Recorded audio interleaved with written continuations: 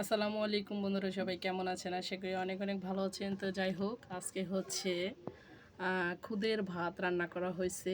তো তার সাথে কি কি আইটেম সেটা আপনাদের সাথে একটু শেয়ার করব আমরা। অবশ্যই পাশে থাকবেন কেমন।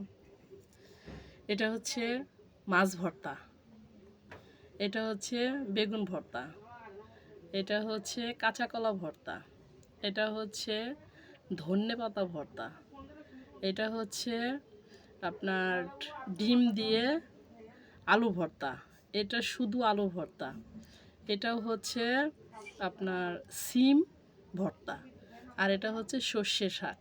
আর তার পাশাপাশি আপনার শসা, লেবু, কাঁচামরিচ আর শুকনা মরিচ। তো আসলেই খানাটা কেমন হবে অবশ্যই একটু কমেন্টের মাধ্যমে জানাবেন। আর মানে এত লোভনীয় খাবার ভর্তা, আসলে সেটা আসলে বলার কত ভাষাই নেই, ঠিক আছে।